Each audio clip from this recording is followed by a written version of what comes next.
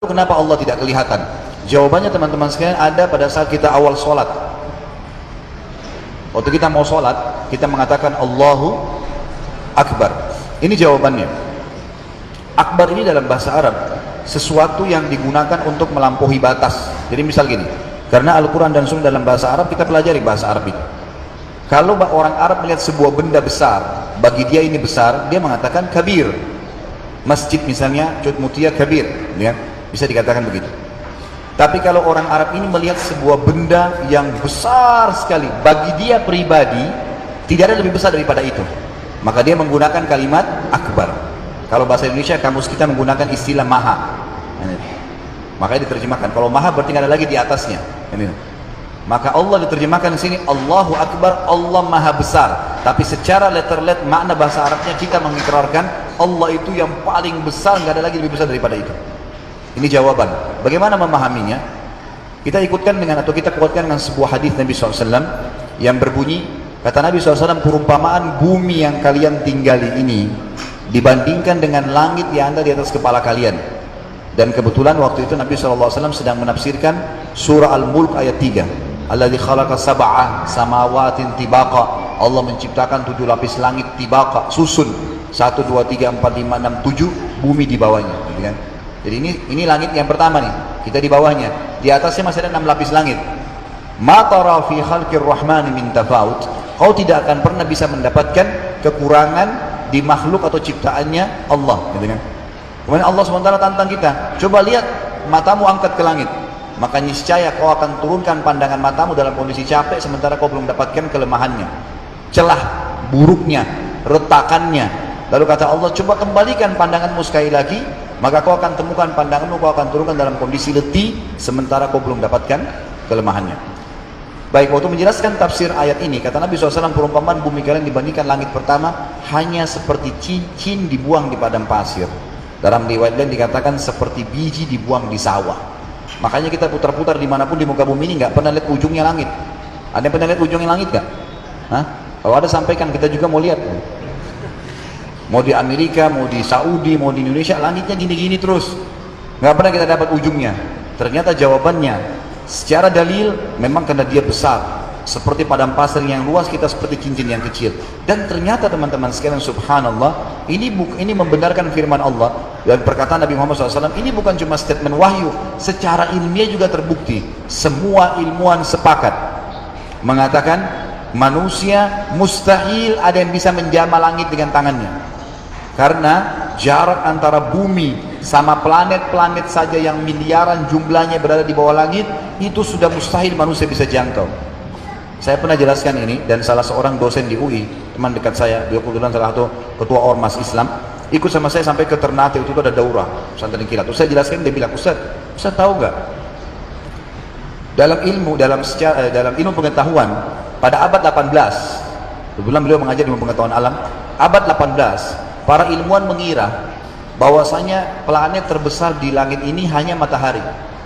Dan matahari itu terbukti secara ilmiah jutaan kali lebih besar daripada bumi. Seperti itulah.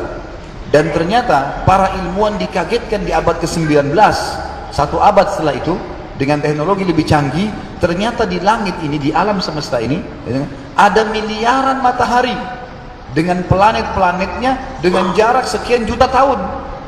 Jadi ternyata bukan cuma matahari ini satu nih, ada banyak matahari miliaran jumlahnya dengan planet-planetnya, dan jaraknya sudah sekian juta tahun, lebih jauh lagi. Artinya teman-teman sekalian, bintang-bintang yang miliaran jumlahnya ini semua berada di bawah langit pertama. Makanya ilmuwan mengatakan mustahil manusia bisa jamah langit dengan tangannya, nggak mungkin. Subhanallah, saya pernah baca buku anak saya kelas 2 SD, ilmu pengetahuan alam. Kita pelajari waktu kita masih SD. Saya waktu itu tidak ingat lagi kan gitu. Tapi yang jelas anak saya lagi belajar kelas 2, saya buka. Kebetulan judulnya Alam Semesta. Ada satu paragraf yang menggelitik saya. Bunyinya begini. Jarak terbukti secara ilmiah, jarak antara bumi sama Pluto, yang satu matahari sama kita nih, planet sama Pluto, jaraknya secara ilmiah 274 tahun kecepatan cahaya. Sudah 274 tahun tambah kecepatan cahaya, gitu kan? Ini luar biasa. Anggap 274 tahun saja deh.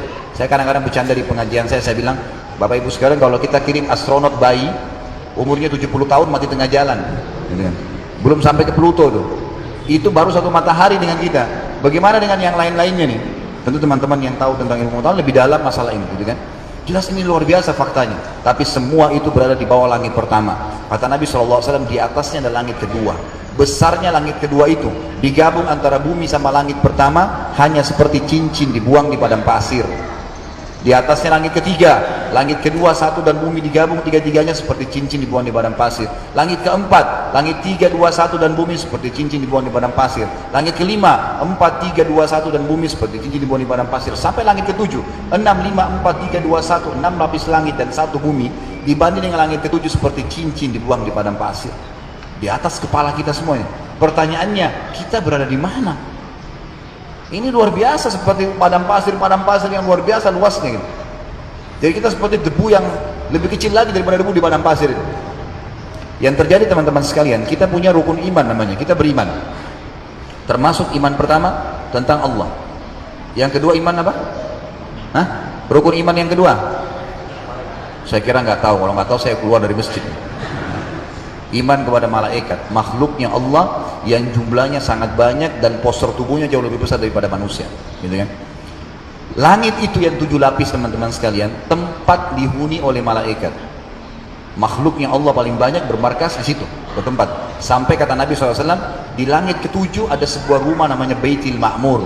Surah At-Tur menjelaskan itu. Tempat tawafnya para malaikat. Kalau kita di bumi ini Ka'bah untuk manusia sama jin, kalau di langit ketujuh itu malaikat, Baitul Ma'mur. Surah At-Tur kalau nggak salah ayat 5 atau ayat 6 nya menyebutkan wal baitil ma'mur, gitu kan?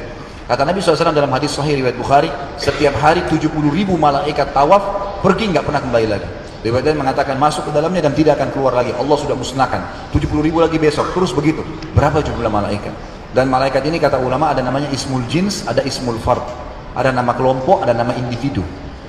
Tentu khilaf di antara ulama tentang nama-nama malaikat ini ya. Ada yang mengatakan misal Raqib dan Atid itu cuma istilah malaikat yang mencatat amal. Tapi ada yang mengatakan tidak, Raqib memang nama malaikat yang mencatat amal baik, Atid yang mencatat amal buruk. Ini dua ulama. Kita ambil pendapat yang kedua, misalnya mengatakan Raqib malaikat mencatat amal baik dan Atid mencatat amal buruk. Ma yalfidu min qaulin illa ladaihi raqibun atid, ayat dalam surah Qaf, gitu kan? Baik, sekarang kalau Raqib dan Atid setiap manusia pasti ada di pundak kanan dan kirinya. Jumlah populasi manusia hari ini teman-teman sekalian 7,3 miliar jumlah manusia, dari yang bayi sampai orang tuanya yang masih hidup. Berarti kalau setiap manusia ada Raqib dan Atid, berapa jumlah Raqib dan Atid?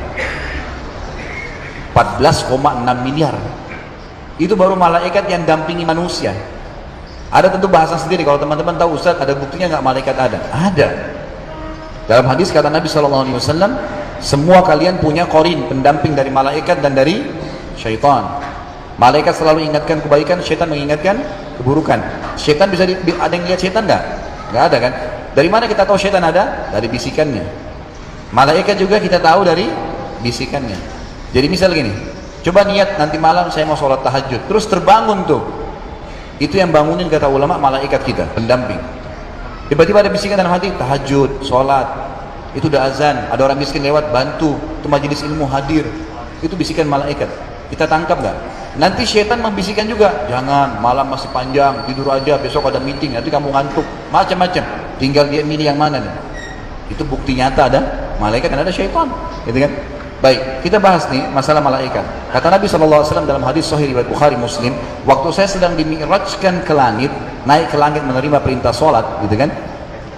Maka saya menembus 7 lapis langit tersebut, dan demi zat yang ubun-ubunku dalam genggamannya, maksudnya demi Allah, tidak ada tempat yang saya lewatin di 7 lapis langit itu ukuran 4 jari manusia, kecuali saya temukan malaikat sedang sujud atau ruku. Penuh dengan malaikat tuh yang luas langit ini, penuh dengan malaikat, luar biasa. Dan malaikat saya katakan tadi ada nama kelompok dan nama individu. Kalau individu seperti Jibril, Mikail, Israfil, ini nggak ada malaikat lain, cuma satu saja. Tapi tadi Raqib dan Atid, ada Munkar dan Nakir, ada malaikat maut, gitu kan?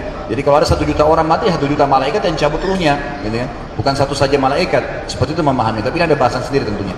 Intinya langit itu dipenuhi oleh malaikat. Dalam hadis Bukhari yang lain dikatakan, pantas langit itu mengeluarkan suara seperti unta induk unta yang terbebani dengan sangat berat, karena berat punggungnya dia ngeluarin suara. Pantas langit mengeluarkan suara seperti itu, karena tidak ada ukuran 4 jari manusia di langit sana kecuali ada malaikat yang sedang ruku atau sujud. Jadi penuh mereka. Di atas langit ketujuh teman-teman sekalian, ada tempat namanya Sidratil Muntaha. Pernah dengar ya? Ini disebutkan dalam banyak surah Al-Quran juga tentang pertemuan Nabi SAW dengan Jibril di Sidratil Muntaha. Ini besarnya kata Nabi SAW digabung antara 7 lapis langit dengan bumi, 8-8-nya hanya seperti cincin dibuang di padang pasir. Di atas Sidratil Muntaha Allah ciptakan sebuah lautan. Allah jelaskan dalam Al-Quran, wa kana arsyu 'alal ma', singgasananya Allah di atas air. Kata Nabi SAW ada lautan, luasnya lautan itu digabung antara Sidratil Muntaha, 7 lapis langit dan bumi, 9-9-nya hanya seperti cincin dibuang di padang pasir. Di atasnya ada arsy-nya Allah. Arsy-nya Allah ini singgasana Allah, besarnya kata Nabi SAW digabung antara lautan tadi, Sidratil Muntaha, 7 lapis langit dan bumi, 10-10-nya hanya seperti cincin dibuang di padang pasir. Itu di bawah arsy-nya Allah. Dan kata Nabi SAW, Allah di atasnya akbar, Allah lebih besar. Teman-teman, saya kuatkan dalilnya dengan ayat yang sering kita baca untuk mengusir setan. Ayat apa? Ayat kursi. Ayat ini artinya informasi. Kursi itu dalam bahasa Arab bukan kayak yang kita dudukin nih, tapi kursi itu artinya dalam bahasa Arab pijakan kaki raja di singgasana. Jadi kalau raja mau naik singgasana ada pijakan kaki, itu bahasa Arab artinya, itu bahasa Arabnya kursi. Jadi ayat kursi artinya informasi tentang pijakan kakinya Allah di singgasana. Apa yang kita sering baca? Wasi'ah. Wasi'ah itu artinya telah menutupi, telah meluasi. Kursiyuhu, pijakan kakinya dia, Allah. Lanjutan ayatnya, as-samawati wal ard, pijakan kakinya saja Allah di singgasana telah menutupi seluruh langit dan bumi ini. Kalau pertanyaannya, lalu kenapa Allah tidak kelihatan? Karena Allah terlalu besar untuk dijangkau oleh mata manusia. Gak bisa. Kita lihat matahari aja, coba lagi terang seperti ini, lagi panas, kita lihat setengah jam mungkin bisa